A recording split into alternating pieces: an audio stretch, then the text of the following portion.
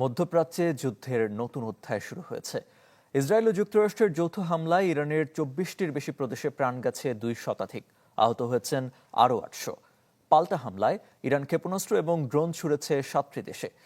এতে ইসরায়েলে একজনের প্রাণহানি এবং ৮৯ জন আহত হয়েছেন। কুয়েতে আহত হয়েছেন ২ বাংলাদেশীয়। আঞ্চলিক এ সংঘাত এখন বৈশ্বিক উদ্বেগে পরিণত হয়েছে। জরুরি বৈঠক করেছে জাতিসংঘ নিরাপত্তা পরিষদ।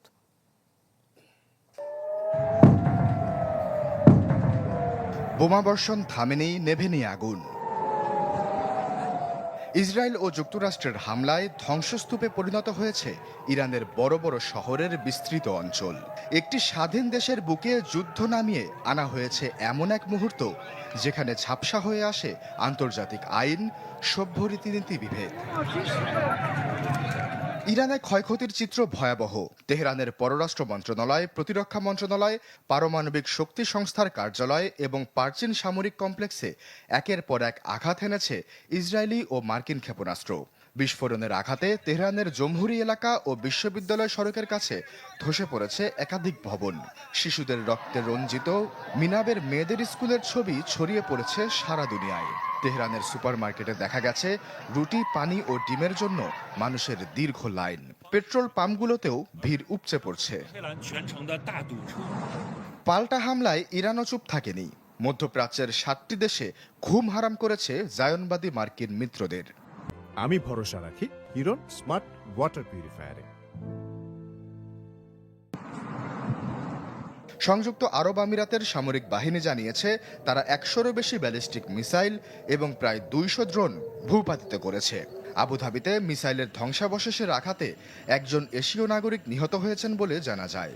সিরিয়ায় ৪ জন এবং দুবাইতে আরও ৮ জন আহত হয়েছেন। বিশ্বের সবচেয়ে ব্যস্ত আন্তর্জাতিক বিমানবন্দর দুবাই আন্তর্জাতিক বিমানবন্দর অনির্দিষ্টকালের জন্য সব ফ্লাইট বন্ধ ঘোষণা করেছে। কুয়েতের আন্তর্জাতিক বিমানবন্দরেও ২ বাংলাদেশি সহ আহত আরও অনেকে। ইসরায়েলে বিমান হামলার সাইরেন বাজতেই তেল আবিব ও হাইফার আকাশে শুরু হয় ইন্টারসেপ্টরের দৌড়। ইসরায়েলে আহতের সংখ্যা বেড়ে দাঁড়িয়েছে ৮৯ জনে। সংখ্যায় কম হলেও রয়েছে প্রাণহানির খবরও। এরই মাঝে বৈঠকে বসে জাতিসংঘ নিরাপত্তা পরিষদে এই যুদ্ধের তীব্র প্রতিক্রিয়া জানিয়েছেন সদস্য রাষ্ট্রগুলো। চীন ও রাশিয়া এটিকে সরাসরি উস্কানিহীন ও বেপরোয়া সামরিক আগ্রাসন বলে অভিহিত করেছে। ইরান জাতিসংঘ সনদের ৫১ অনুচ্ছেদ অনুযায়ী আত্মরক্ষার অধিকার দাবি করে নিরাপত্তা পরিষদের কাছে এই হামলাকে বেআইনি বল প্রয়োগ বলে নিন্দা করেছে।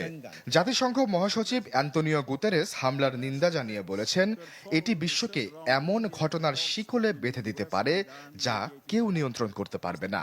তিনি তাৎক্ষণিক যুদ্ধবিরতি ও আলোচনায় ফেরার আহ্বান জানিয়েছেন। আশ্বাস চৌধুরী, চ্যানেল 24।